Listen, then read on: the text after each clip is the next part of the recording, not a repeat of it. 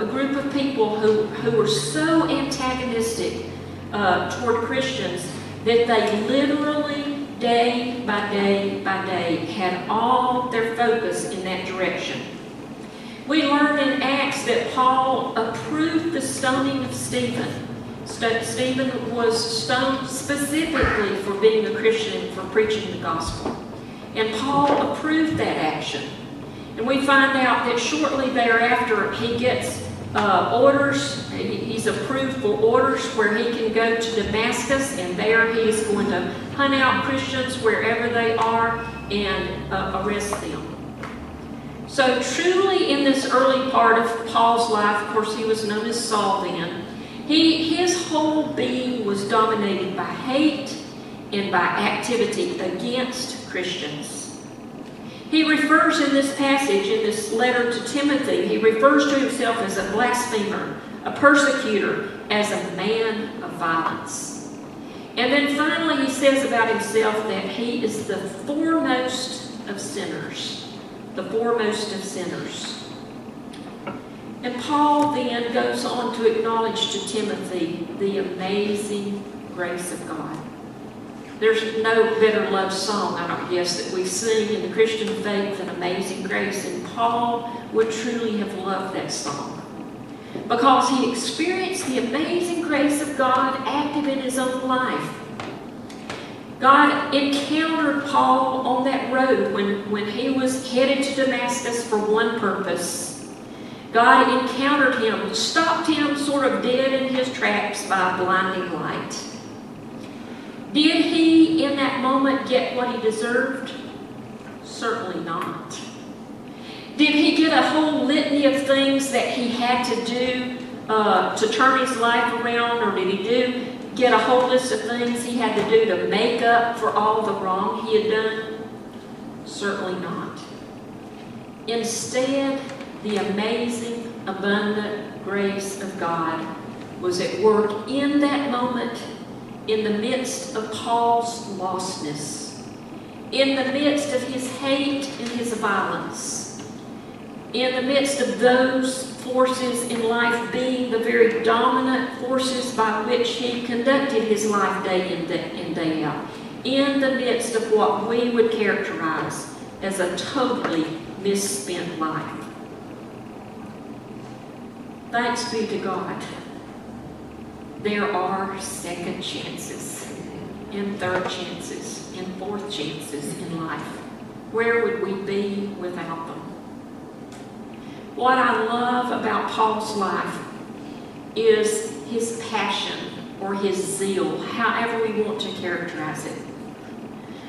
Once in life, his passion, his zeal was focused in entirety on doing all the wrong things. But there was that turnaround moment, conversion. One of the words that's translated conversion in the New Testament means turn around. It means go in a about face, a direct 180.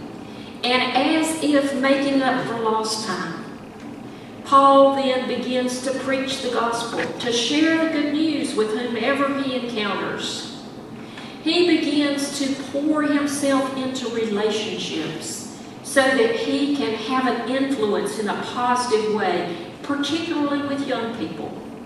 And we see him doing that with Timothy. We see him nurturing Timothy along in the faith. And not only that, we see him encouraging Timothy into places of leadership in the life of the faith and kind of helping him to find his way through that. So whatever passion, whatever zeal that Paul had headed down the road in one direction, he now does that turnaround, that complete turnaround. But that zeal, that passion that he had for doing all the wrong things are now focused on doing the right things in service to God through Jesus Christ. So what do we learn from Paul? Probably we could name many different things.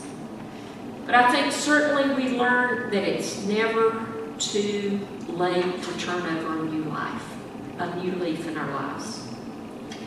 We can never be too old, too stuck in sin, too involved in a misspent life, to be beyond the loving, changing, transforming activity of Jesus Christ in our life. Thanks be to God. It's never too late to establish, of course with God's help, new priorities in our life. I love, as I said earlier, how Paul took that destructive energy, turned it over to God, allowed Him to make it into positive, creative, redemptive work in the world. Sometimes you and I might distance from Paul a bit, because after all, he characterized himself as the sinner, the foremost sinner of sinners. And we tend, on the other hand, to sort of pat ourselves on the back a bit and to say, well, you know, I do something wrong here or there, but after all, I'm not that bad of a person. But when we do that, I think sometimes we fail to see ourselves as God sees us.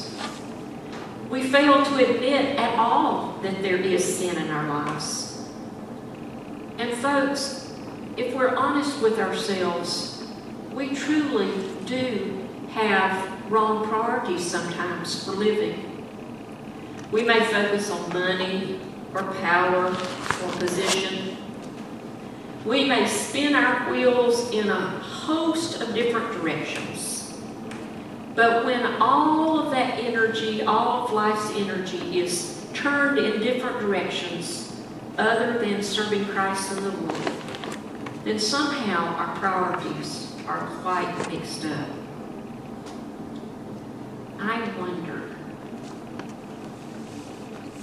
wonder what would happen if you and I today would pray a prayer that goes something like this. Lord, take a sense of passion in me and turn it in the direction of serving you and making a difference in the world.